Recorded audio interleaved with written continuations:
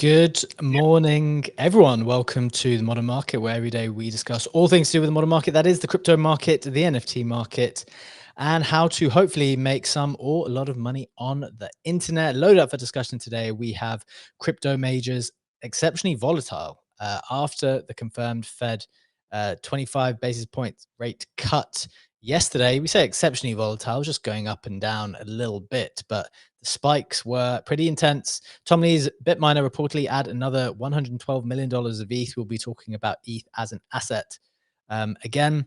And we'll be talking about ICO season. We did a little bit of a tour yesterday. We'll be talking L1 Fogo announcing a $1 billion FDV for its ICO prize, 2% on sale, fully liquid on TGE. Legendary will break that down and share his thoughts on what he thinks of that type of evaluation towards the end of today's show. We've also got the latest on price action in general and some general market thoughts as usual. So stay tuned for that. I've got Legendary in the co-host seat with me today. We are ready to get into it. But just a reminder, friends, before we do, nothing that we say here is financial advice. The market is very, very risky. We don't know anything, unfortunately, and certainly not for sure. So please proceed with caution and exercise your own judgment. With that out of the way, Legendary, it is Thursday.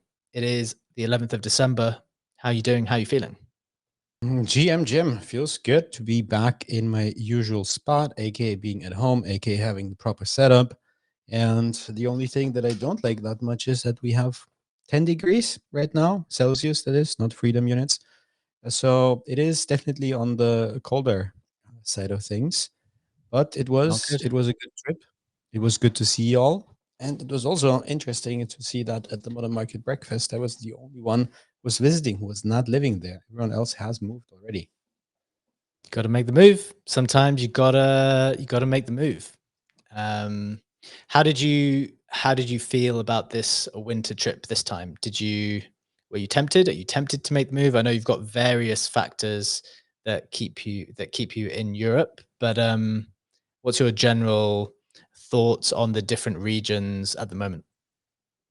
Yeah, obviously, don't have a very positive outlook for Europe. That is, I think much more interested in the other continents, to be honest, at the current time. And I definitely did like the UAE, not only on this trip, also on the other two trips that I did this year and previously to that. So it is tempting, but as you said, it's a complex situation for me to figure out how and when and where to make a move exactly. And yeah, I just don't think.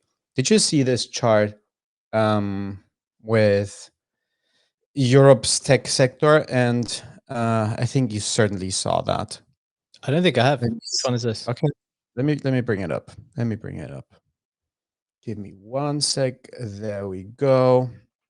So what I'm sharing on screen is this post that was trending all over the timeline, got reposted, and that image used like millions of times, saying that the EU makes more from fines on US tech than Oh my god. tax from all public European tech. In 2024, EU fined US tech companies 3.8 billion euro. Meanwhile, public internet tech companies paid only 3.2 billion in income tax. Yeah, that's not great, is it? Not at all. That is not great. Um, yeah, I don't know what to do with that information. I think, you know, thinking through incentives in general, I think people need to. I don't. I'm actually a big fan of the stick. You know, when you talk about the carrot and the stick as two types of incentives for people to do things. This goes back to my teaching days. Like I was very pro being very, very strict. I taught in an outrageously difficult school, and without some strong disincentives, I don't think I would have survived. Um, and yet, I still think you need to have triple the amount of positive incentives than you do negative. So, for example, back in those days, this is a different analogy. So I'm not saying it works one to one with politics or economic incentives, but I always felt like you had to be three times more positive in a classroom than you were negative. Um, because then that offsets the negativity. Like, sure, you can be feared and, always be, in this analogy, fining people or disciplining people all the time. But if people don't have the positive incentive to do anything, you kind of ruin the culture of the environment anyway. And so I think whilst it isn't a perfect one-to-one scenario, I think something like that, and I think Europe and maybe some of the other parts of the world just kind of lost the positive incentive side as they feel like they need to, dig deeper into the pockets of others to plug some of the gaps that they have. That's one general thought. Ledger, I don't know if you have another thought there. Yeah, I think that's a good point. I think we also had this discussion last week, and we went into a bit more nuance on regulation and saying that some of the things, like the USB-C stuff that we discussed, where I Yeah, said it's not ultimately terrible. everyone is using USB-C and Apple doesn't have Lightning anymore, is a product of regulation. Or we talked in Dubai about window tints, and it is maybe a bit exaggerated to have a 100% tint on your windows and have that in the States as well, because you can't really see if you're driving at night. So there is obviously regulation that makes a ton of sense.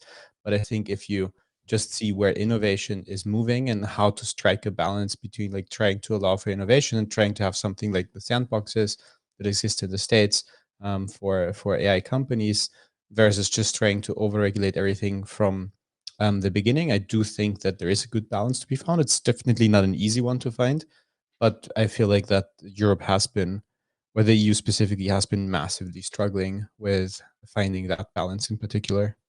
Yeah. Yeah, I think that's fair. That's fair. We're gonna get into the main stuff. One thing I would say, Ledge, is separate to that. Feels good to Mhm. have a proper setup again. What you can see if you're watching in on the show is me with a proper setup, got the proper mic. I don't have to hold the microphone anymore, which is pretty decent. Got a whiteboard in the back that you can probably just about see, which is going to be the foundation of all modern market success in 2026, as I get to write things down on a whiteboard. I've got a green pen, got a red pen, got a blue pen, got a black one. So I'm pretty excited about the whiteboard, Ledge. Maybe unreasonably so. What's your take on a whiteboard? You ever throw your brainstorms down on a whiteboard? No, Have you ever I felt the never. power, the feeling, the joy of doing such a thing?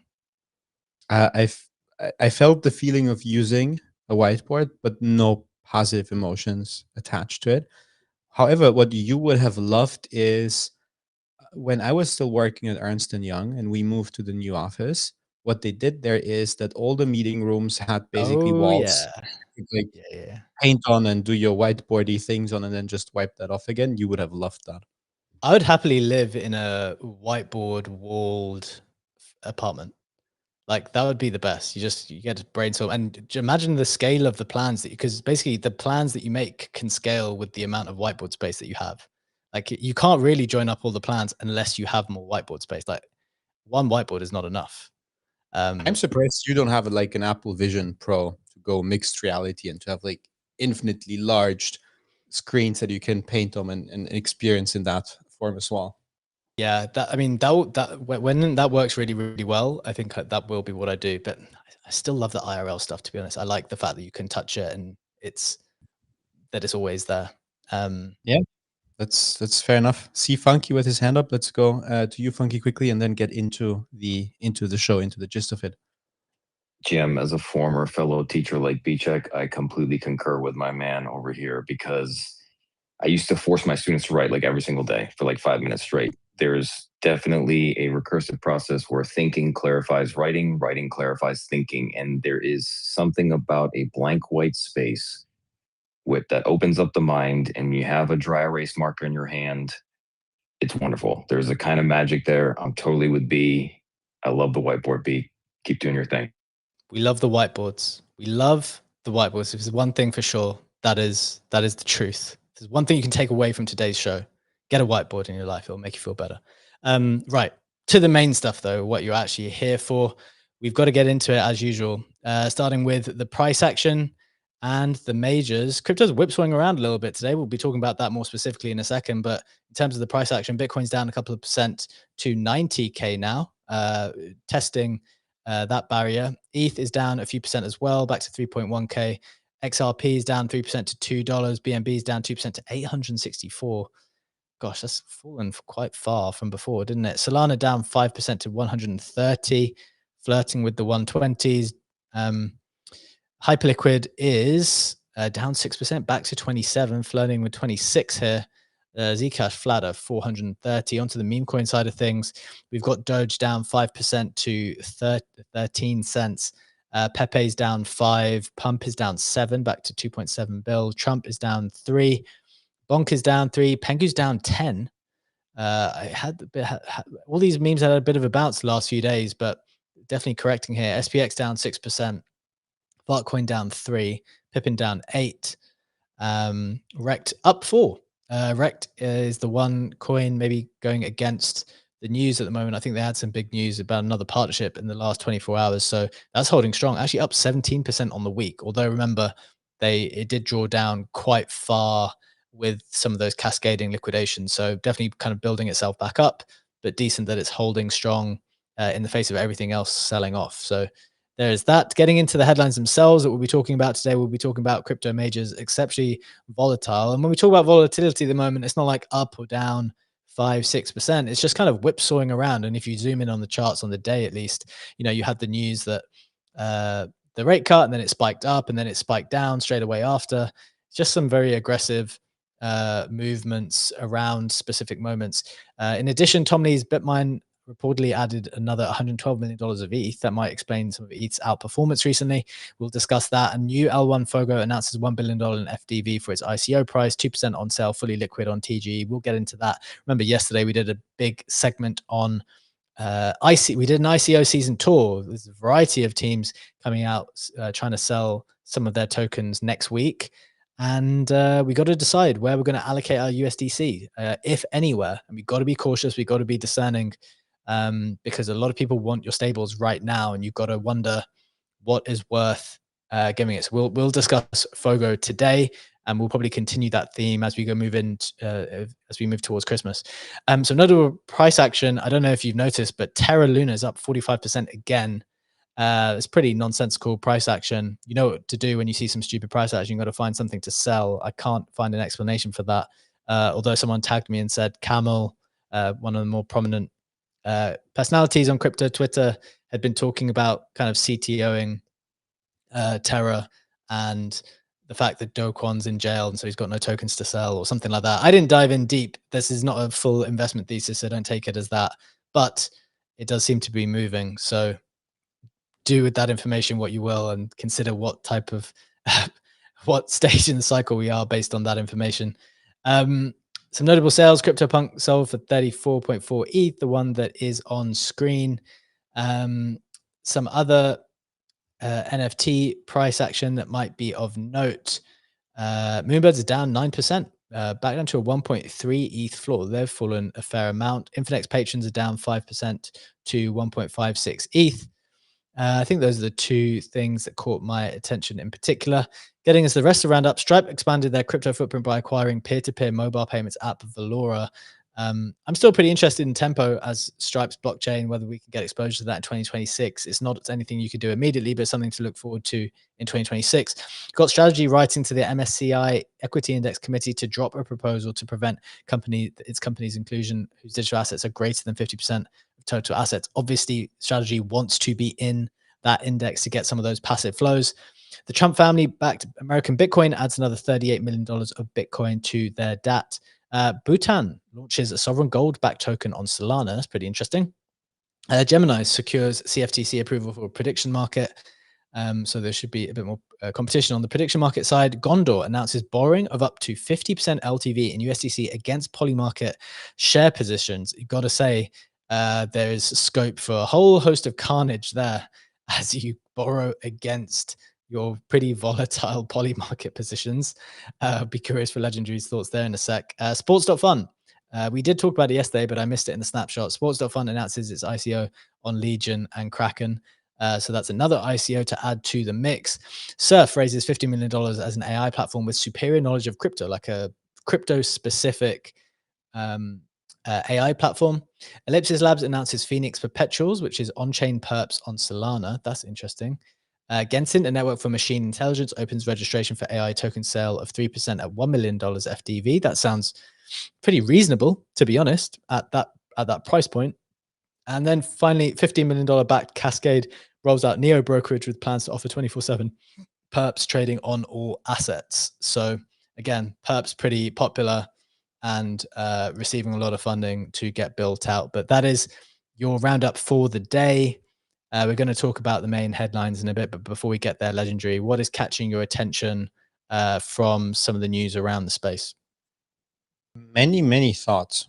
First of all, it feels like the last week, the last 2 weeks, maybe, the Roundup has gotten more news again. There's been a little lull towards Yes. the end of November, mid-November, maybe, where I think we've had like way shorter roundups, and you were specifically making the point that you're like struggling to find other interesting stuff. This does not seem to be the case anymore. Just an observation of that fact.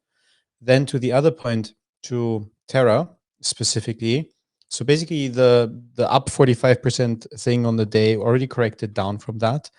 We are back to 20 cents, went as low as 19. This is also extremely volatile. However, what is outstanding is that if you, because it's not the first time you put it in the snapshot, right? You had other days where like, oh, Terra's up 10, Terra's up 20, 30%, whatever. And just over the last 7 days, Terra is now up 170%, which is, yes, I don't follow Camel, so I did not know that community takeover part, but it is concerning to see pumps like that happening on tokens like that. I think we saw that with FTT as well. It is weird that we are now shifting back our attention to Terra, and it's also very weird to see that this thing is still sitting at a $242 million FTV, which is, you mentioned Rect. Rect is doing extremely well, announcing tons and tons of partnerships, integrations, records when it comes to selling the drinks, and Rect is trading at what, 110 mil or so.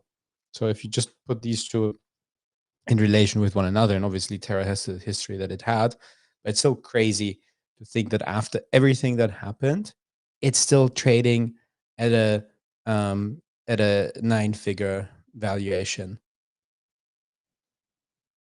Yeah, I agree. It's pretty nonsensical. You know what my general position on this kind of stuff is. Maybe you want to participate in some type of pump like this if you want to put some risk on, but you know, the one thing I would say for a kind of market like this is that, my initial take on this the obvious take on this, especially with my personality as well, would be that this is incredibly indicative of very, very late stage desperation. And so it's kind of stupid. You probably want to sell some assets, because my general rule is sell something when you see something done. And that's what I've been doing since the summer. It served me very well to take risk off when you see nonsensical things happening. I think that's a really, really good general rule. The one thing I'd say with my more speculative brain in that mode is that when you're in this kind of market, I think we're actually ready for something to go. And what I mean by that is, because nothing is going, it means that everyone's attention can be focused on one thing, kind of like what happened with Zcash for a few weeks. And by the way, I don't know if the Zcash story is over. I think it's going to be much more prominent moving forward. But maybe it might not have that violent rise up the way that it did. But it kind of took over the whole timeline for a bit of time, because that's where the market was. The attention economy kind of afforded Zcash all of the attention, and because nothing else was going on, everyone could pile into that one specific thing if you wanted to. I feel like we're at that time again where I'm by no means saying that it's Terra, because I think it's kind of nonsensical, but I'm just saying there could be something as we get towards the close of the year where people are like, maybe it's been a good year, maybe it's been a bad year, but either way, nothing's going on at the moment, really. And maybe everyone wants to pile into something and just send something, do you know what I mean? Like, it just feels like, there's going to be no competition for that thing that gets sent. It's just because the rest of the market is not doing anything. But what do you think? Yeah, I mean, that is exactly what happened with Zcash, right? There was nothing else going on. All the ICOs and other stuff were still ongoing or in a waiting period. Like Mega ETH is not live yet. There's no Mega token. Monad wasn't live back then. It was the only thing to pay attention for a moment. And CT does like to be quite monotopical, especially if we are not seeing a wide bull run happening at the moment. We're not seeing an altcoin season. So very, very likely to see that happen, which you described, which has happened over and over again. We pick out some sort of mini meta and run up a token for a while and then just stop doing that and focus on something else again. The other reason why I think we might have an opportunity of that is because all of these ICOs, I think you just need to watch this space, and people are going to get frustrated with these ICOs really, really quickly. And it doesn't even matter if some of them are reasonable or if some of them are good value. If enough of them overreach and try to raise at valuations that are more high, either people will just be annoyed because it's so high and people will think about that as being an extractive thing, or they raise it even a fair valuation, and if it doesn't go well, there's gonna I think what we'll see in the next few months is like a mini revolt against ICOs. And doesn't mean, by the way, ICOs can be really good. I actually put a tweet out yesterday saying any ICO can be good if it's the right price. Like if you just price it right, basically anything could be good value if you price it right. You can ICO even a very, very average project and it could be a decent risk reward if you price it right. So it entirely depends on the pricing. And I think what will happen is people will overreach, and people, in the same way people used to look at VC coins as like this annoying thing, and then you have to go to and send memes because all of these VCs are just like dumping on your head. I think people will start to look at ICOs like, oh, look at all these teams trying to raise from us directly. The valuations are way too high. Why don't we just go and send something else to spite all of them? I think it's going to be the exact same thing, because in the end, raising is always the same thing. Like you have to, people are trying to raise as much as they can. And as soon as people feel like they're getting a bad deal, then they're going to want to send something else, in my opinion. So I'm already watching for the potential revolt against, because I think, as we're going to discuss today, you'll be talking about Fogo at 1 bill. I'm curious to hear your thoughts there, but there's definitely been some other ICOs that people have kind of come out against. What do you think of that take?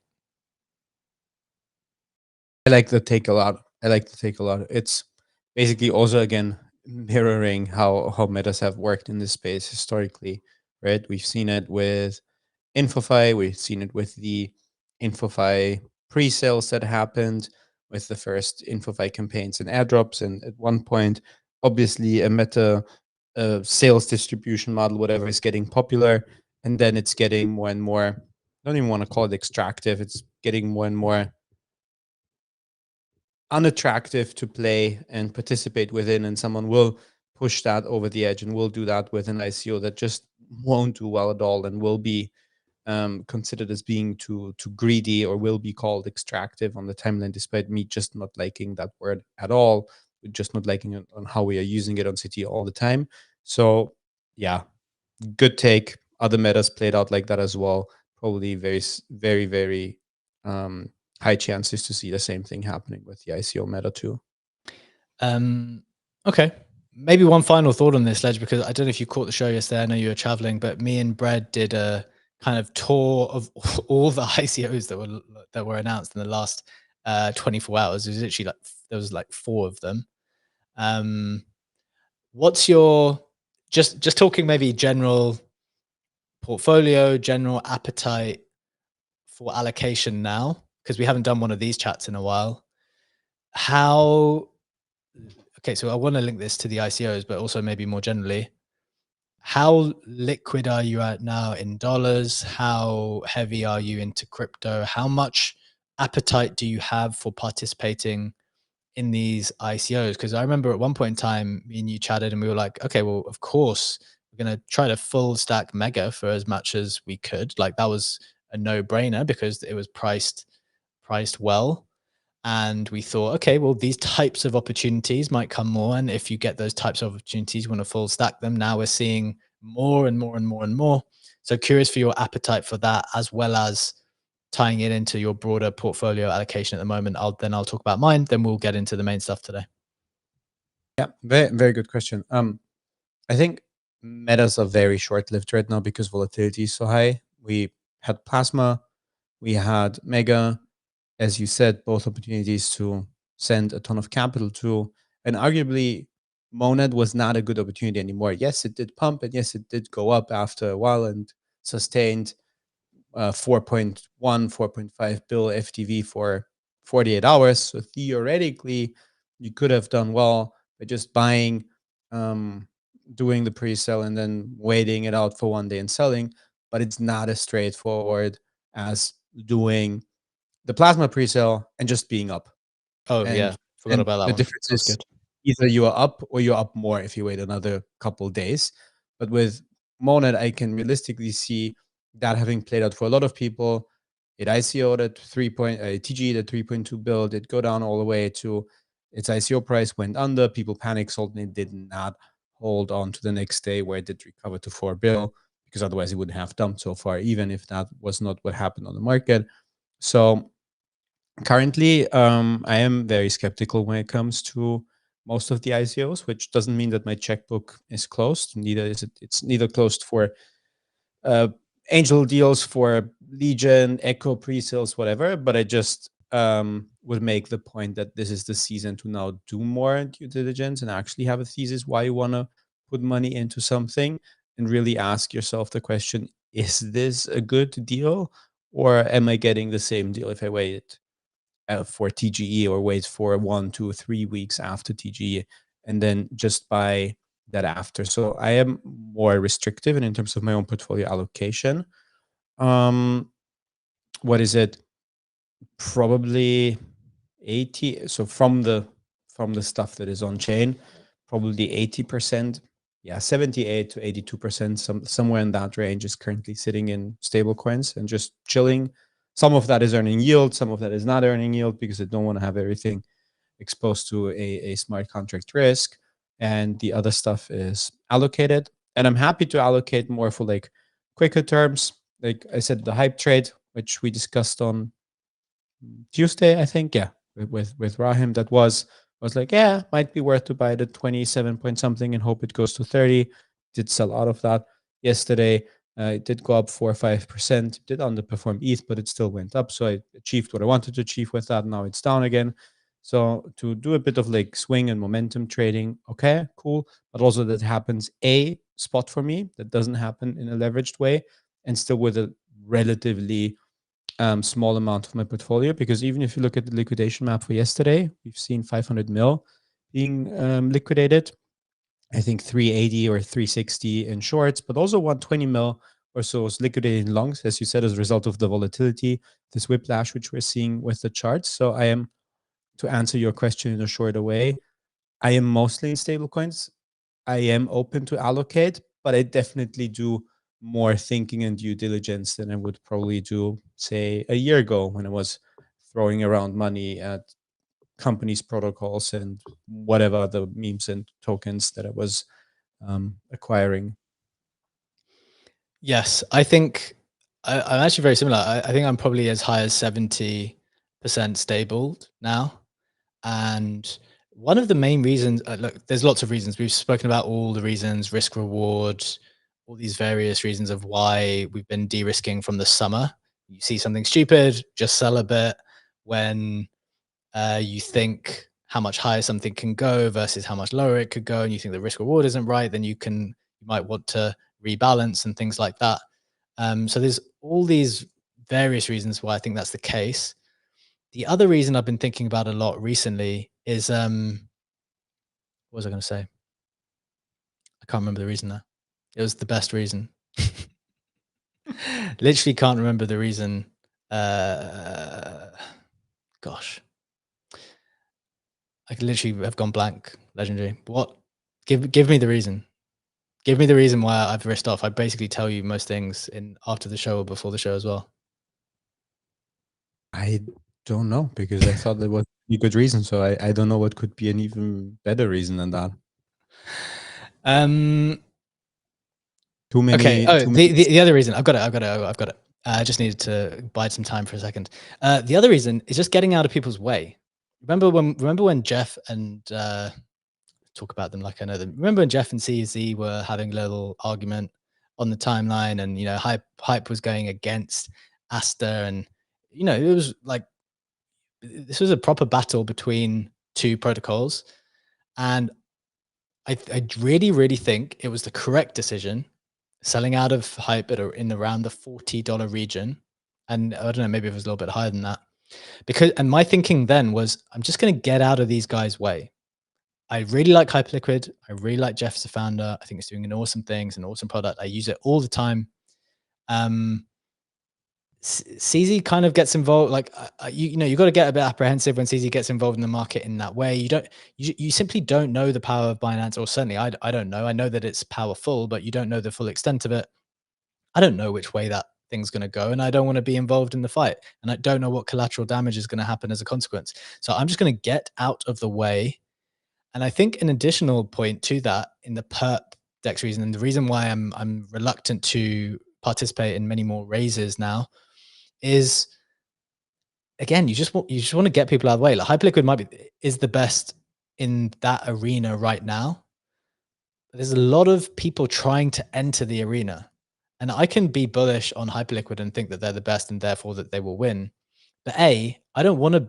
From an angel perspective, I don't want to fund the 7th different perps DEX on whatever chain as a potential bet to maybe beat Hyperliquid. Like, that's just not a fight I like the risk reward of, because there's so many other people who've tried to enter that arena. Like, for example, today there's this news that there's going to be Solana perps on-chain perps getting built out on Solana.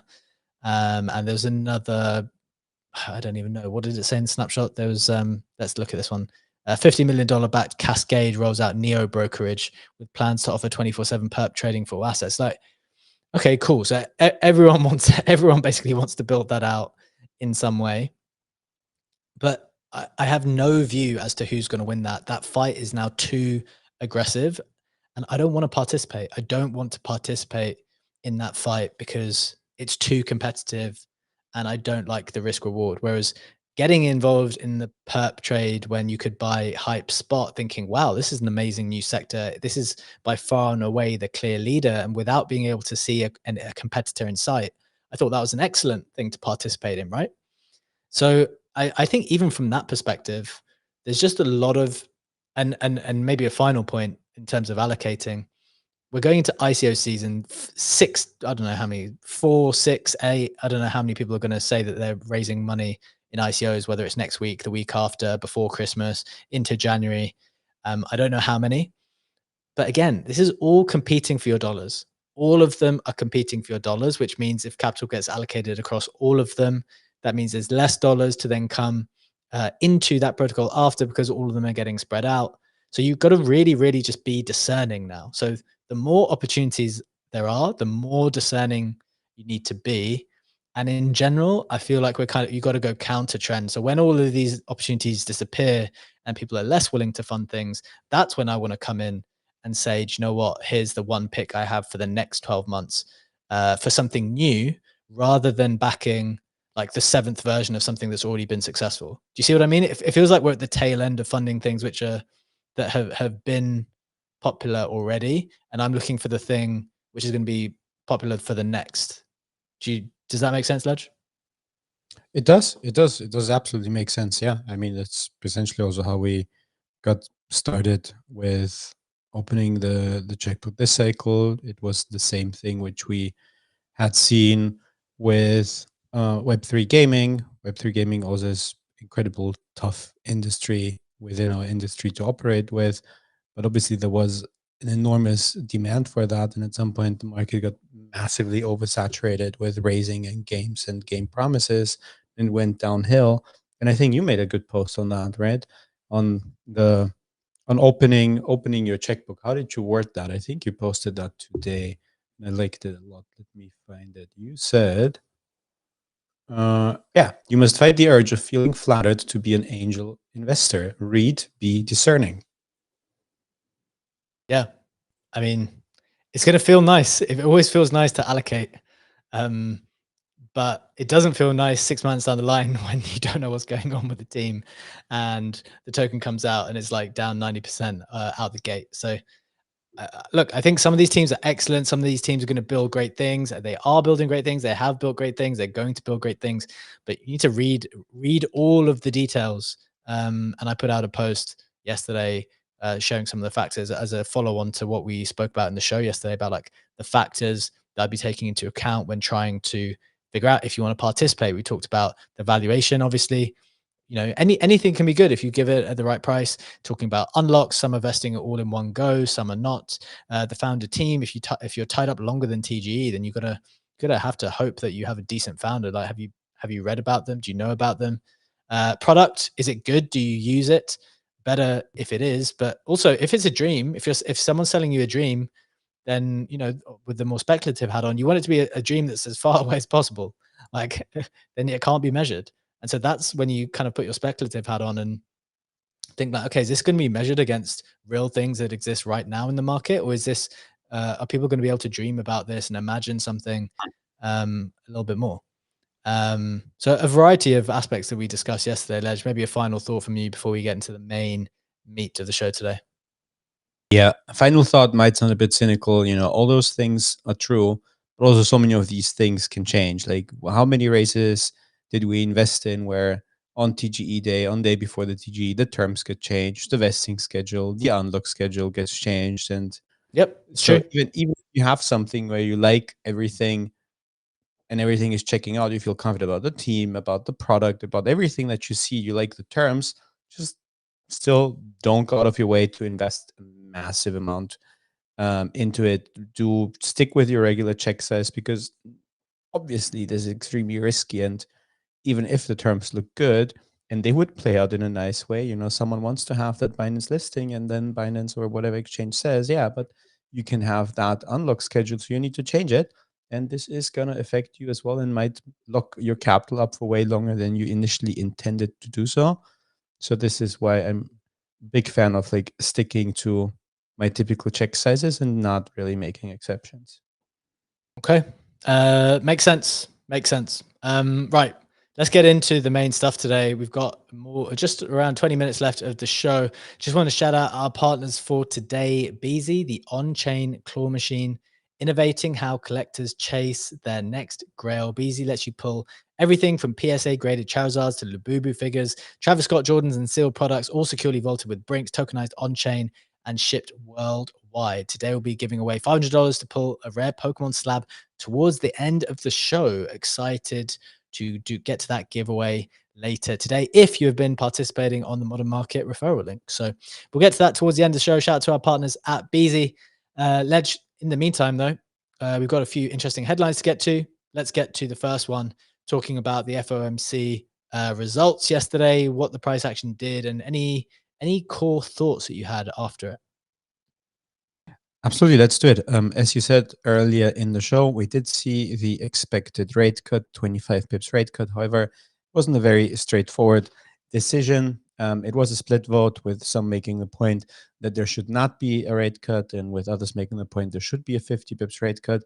There was a good article in Fortune that ultimately was explaining which was driving the rate cut, and it was the labor market. Wednesday's decision was justified primarily by the weakening conditions in the job market. Hiring slowed markedly since the summer. Unemployment has ticked up. Businesses across industries have begun signaling greater caution. And another thing is that private sector signals have flashed more urgency as well. We did talk about companies like Amazon, some, you know, the delivery companies, etc., having massive layoffs that came on top of that. Also, the JOLTS report, which was long delayed, you mentioned that quite a few times on the show, that we were waiting for this one in particular, did release on Tuesday and didn't have the best numbers when it comes to the strength of the job market. So this was ultimately what was driving the decision to go for the 25 pips rate cut. It's probably also going to be a very interesting looking then into next year, because in May it is the end of Jay Powell's term, and Trump has already announced his intention to have sort of a shadow chair from early 2026 on, to already announce who is going to follow Powell into that position. So I thought it was also interesting at the same time to look at the poly markets for the Fed decisions next year, they already have significant volume. The January decision is currently at 83%, with 5 million volume for no change. Only 17% see a 25 pips decrease, whereas the March one, that is obviously one that gets more fuzzy because there's only 300K involved into that, so not too much to read into that number. But there, 36% think there's going to be a 25 pips decrease. Wanted to point that March market out specifically because the block is also mentioning in its article, and I think it's important to add the context that this one only has a 300K in volume tied to it. Moving on from crypto real quick to the stock market to see how the pre-markets are doing today. Pre-markets have been massively volatile. Earlier in the morning, the Nasdaq futures were down 75 pips. That is now, as we get closer to the market opening, looking less red.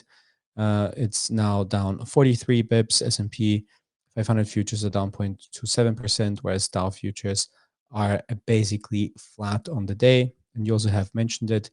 Crypto did see massive volatility yesterday. BTC did go under 90K pretty rapidly, did also rebound from there. Also have alluded to it early in the show that it did reflect on liquidation data over the last 24 hours. In total, we have seen 495 mil being liquidated. Thereof 370 mil in longs, 126 mil in shorts, and the biggest liquidations, unsurprisingly, being BTC longs and ETH longs, which got wiped out yesterday. Pretty volatile stuff. A lot of liquidations, as you said. What do you make of this price action? Ultimately, Legendary, like, you know, it makes me think a similar thing to what I have been saying before about why we've been de-risking generally beforehand. I just don't feel like it's worth taking a view. We talk about risk reward all the time. Is it better than buying when Bitcoin was above 100? Of course, because it's less than 100. So the risk reward is slightly better from that perspective. But I still don't like it here. Like I don't feel particularly confident here. It feels like good news. You know, you get this kind of whipsaw action, things go up and immediately get sold off. You still have DATs being responsible for a lot of the buying. I know people are saying that ETH is looking particularly strong, and we'll talk about that in a second. But you know, I feel like the ETH moves ETH moves, and then it just comes out that Tom Lee bought some more, like 100 mil of ETH. So is that all that's really happening there? I'm always looking for the marginal buyer, and I don't think there's anyone beyond Tom Lee at the moment and Bitmine. So curious for your thoughts here. What are you making of it? Are you staying out of the way of this market? Is there a number that you think it becomes more attractive? And obviously, all this is a game of timeframes, right? I think maybe many of us are more long-term bullish, but at least for the moment, it feels less confident to be that. But what do you think? Yeah, agree. Obviously, if I talk about my long-term back, that is still very happy to hold BTC. I'm still doing weekly Bitcoin buys, which I've been doing for many years now. That is absolutely unchanged. I'm not touching that, but the short-term capital, that is sitting in stables for exactly that reason, that it doesn't feel like crypto is wanting to pick a direction at the moment, and I don't worry about specific price levels. Like, I'm not looking at a chart and saying, oh, we have a critical support line here. I'm not the person to do chart analysis, but it's more like about picking a direction. Are we going up? Are we going down? And we are not doing any of those two. Whereas other asset classes, like the S&P 500, if you look at that year to date, it's basically trading at an all-time high, and it's very clearly picking a direction which had seen a significant correction in April, May with the tariffs, but ever since it's basically up only. And yes, there was another dip in the towards the end of November, but we did correct from that as well. And it is looking completely different, the year-to-date chart for the S&P 500 versus the Bitcoin chart. So for that reason, the short-term trades, I'm happy to do them, but I'm not willing at this moment to be like reallocating a significant part of my stablecoin portfolio and feeling like, yep, this is where I want to buy BTC strongly on top of the weekly DCAs that I, as I said, have been doing for years, rather wait for the market to settle and pick a direction.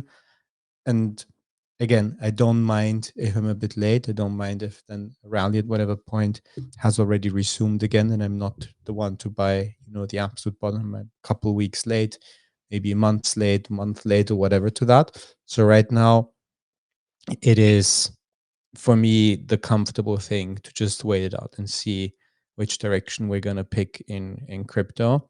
And what I also said is I don't subscribe to the idea that we're in a bear market, because this is a very small asset class, crypto that is, and a chart which looks like this year to date, it's the S&P 500 chart, which I'm sharing again, which looks like that over the last 5 years, that is not saying bear market to me. Yeah, I mean, the only thing I would say is that I think inflation has been so rabid that maybe things don't necessarily go down in a in a bear market. Maybe they just go up slower, because of how debased the currency has been. Like when you see Spessler, I was going to say, SpaceX trying to IPO next year at 1.5 trillion. Like, I think one of my takeaways there is that I'm bullish equity. Like, I'm very, very bullish equity in general. Kind of doesn't matter what equity you have. If SpaceX is gonna IPO at 1.5 trillion, and there's going to be demand for that, and people are going to want to participate in that, then people just don't want to hold. Well, I mean, people will hold dollars and take profits every now and again for what they need, but I just think equities in general, even in a struggling market, will have to go higher in this environment. So, yeah, I know what you mean. I mean, I guess I guess what I'm saying is, even if it were recessionary, which maybe is different to a bear market, I don't know the technical definitions, but even in a recessionary environment, then we could still trend up, is what I'm thinking here. A final thing that I think people are maybe less comfortable with is this idea that I've been putting out recently, which is crypto not only represents digital gold, and not only it represents this kind of on-chain economy, it also has historically represented outperformance. Like if you looked at crypto when it went up and other things were going up, it would go up more than other things. And I think the real kicker here, and the real thing that people, true believers, will have a hard time coming to terms with if this proves to be the case, is that if it no longer represents outperformance because AI is going to continuously outperform, and I don't know, stocks like defense stocks, which we've brought up before, Ledge, are going to grow crazy, outperform, and if AI is going to outperform, and if space tickers that because of SpaceX's 1.5 trillion IPO are going to start ripping 25% in a day, like if all these things happen, start outperforming, then it becomes less and less obvious that this is the industry for outperformance. And so at least you got to put this down, like at least a proportion of the amount of capital gets allocated to this industry. Sure, it's trying to fund crypto rails, which we believe to be very, very valuable in future, and is going to be very valuable in future. But at the moment, as they increase in value to the world, they're not necessarily increasing in price. And so you've just got to factor in that, people might chase out performance elsewhere, and some of those speculative dollars will live somewhere else, or, will go chasing stuff somewhere else. And I'm actually I'm just watching my own behavior. Like I've allocated to 2 robotics companies this year. I maybe a third, and I'm looking at defense.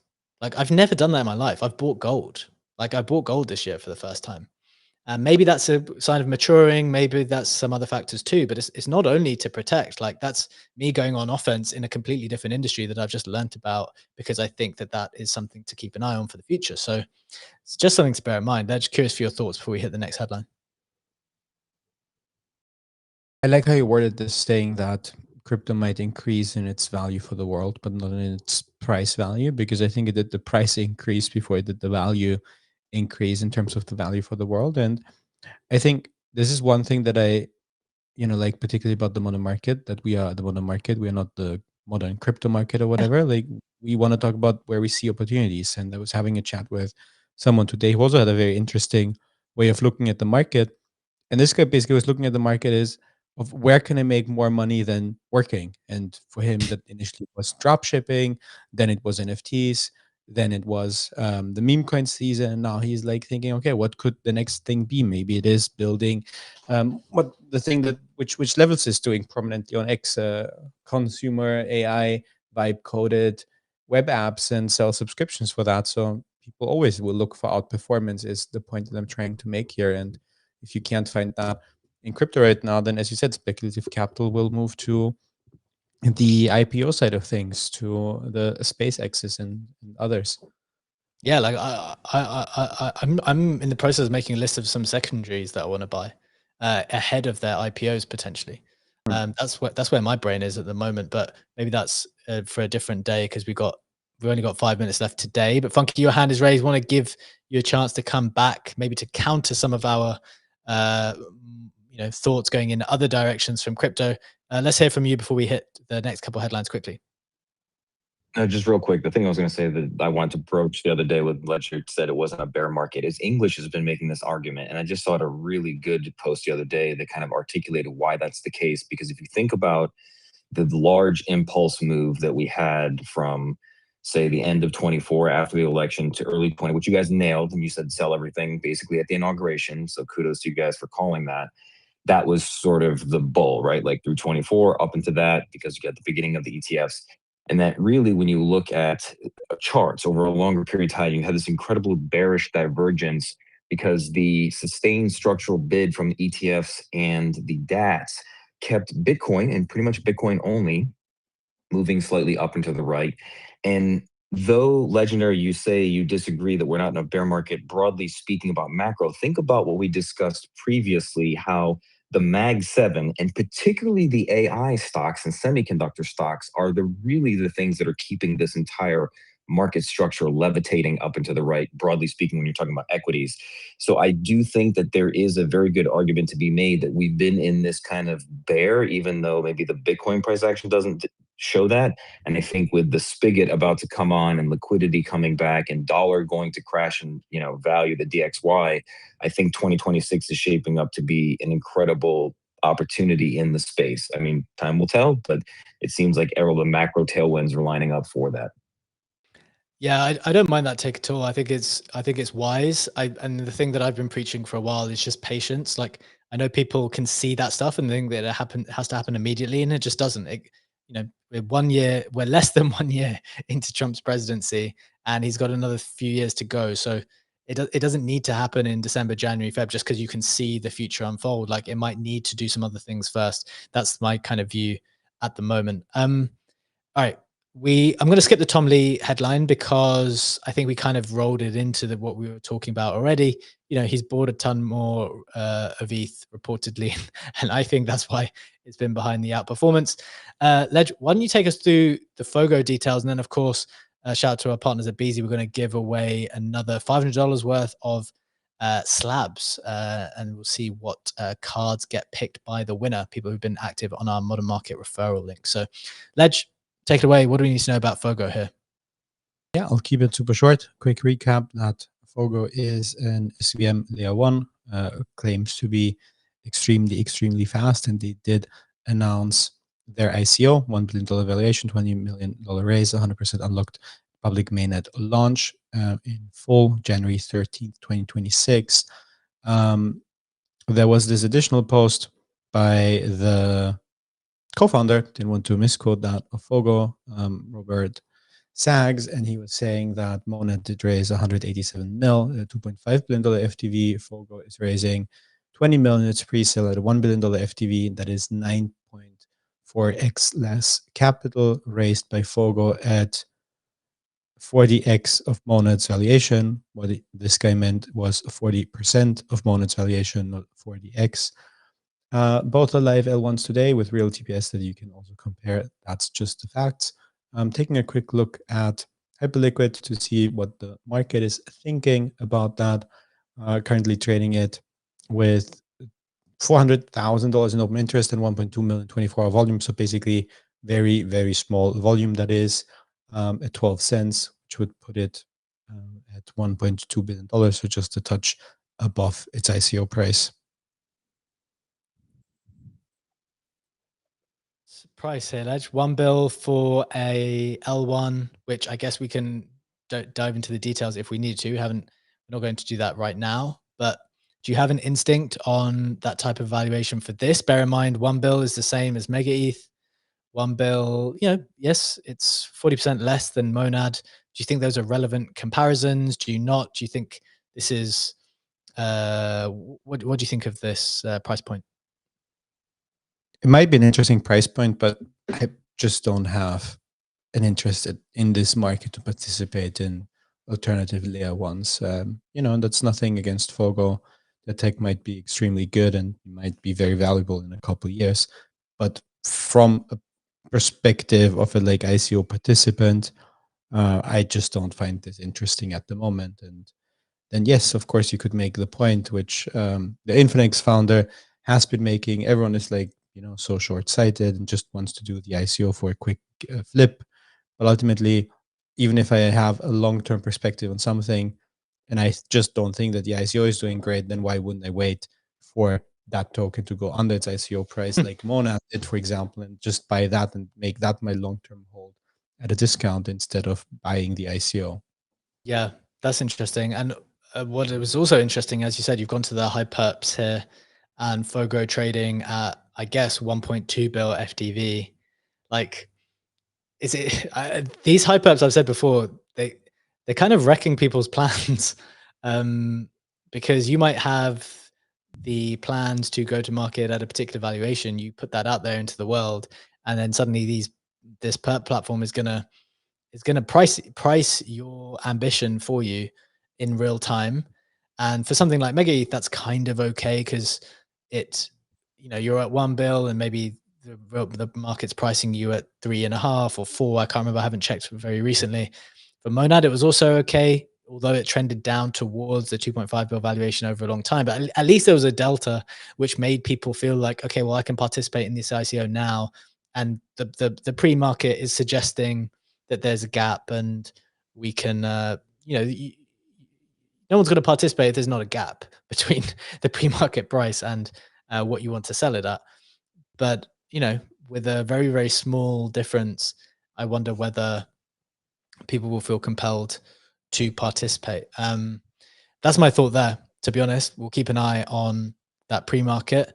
But that's the end of the show today. It was a good discussion. I'm glad we went into a bit more of a portfolio thing, talked about other opportunities that we're looking at, how we're tactically going about things. So that's the show for today. But let's get into our giveaway. As usual, on a Thursday, we got $500 worth of slabs to give away. Shout out to our partners at Beezie. What do we need to know here, Ledge? Who is going to win? That is what I want to know the answer to. Absolutely. Let's take a look at our leaderboard, the Modern Market leaderboard, that is, because the giveaway is only happening, or people are only eligible who did use Beezie over the last 7 days. And by using Beezie, I also mean ripping packs, doing volume on the platform, doing that under our affiliate link. And Meg is leading the leaderboard again this week. We did apply volume weighting for that, and we are almost ready to do the giveaway for the two $250 pulls. I said last week that the claw machine for the $250 Pokemon cards has been paused because they were restocking that. I did hear from the team that it's going to be live again soon. So there's going to be some grails to hunt there. With that being said, let's head over to our wheel of names and see who is going to take home $500 in Beezie credits to do some claw pulls and collect some slabs. And it is not going to be Meg this week. It's going to be Francisca. Francisca. Congrats to Francisca. To be honest, Meg, you had a good run. It was an excellent run. You deserved it. You put in the work. You put in the volume. It was a wonderful run. And actually, the last card that you pulled 4 was in a row, I think. Say again? It was 4 in a row for Meg. Meg did pull, went through some great cards, kept some, and she had basically more than half the entries today again. But Franziska came in lucky and ended that streak, and that is cool to see. Also, for you to know, Franziska, nothing that you need to do on your end. We're going to handle everything. Going to make sure to get the prizes to you by the end of Friday. End of Friday, talking from a European perspective, because it's my job to take care of that. You don't need to do anything on your side. And for everyone who hasn't signed up to Beezie yet and wants to do so, I did post our comment in the links to the show. We'll also include it in the uploads to Spotify and Apple Music. Love it. Appreciate Beezie. Shout out to Beezie again for partnering with us today. And just a final point on this, in case you want to continue to participate with Beezie, we're putting a pause now before Christmas on these specific giveaways. Feel free to continue in your claw pursuits, trying to get more cards on Beezie. But so far as the giveaways go, we'll be putting a pause on those before Christmas. Now we will let you know before when and if that starts up again. So we'll let you know when that happens, but there is a pause on it for now. So Franziska, you'll be the final winner for the moment, pre-Christmas. So congrats on that. And just to close out, just remind me, every single day, Monday to Friday, 7 a.m. Eastern time, live on X Video, YouTube, and you can catch us on Apple and Spotify. Thanks to Legendary for co-hosting with me. Thanks to Beezie for partnering with us. Shout out to Franziska for winning. And thank you for joining us. We'll be back same time, same place tomorrow. Have a wonderful day. Take care. We'll see you on the other side. Bye-bye.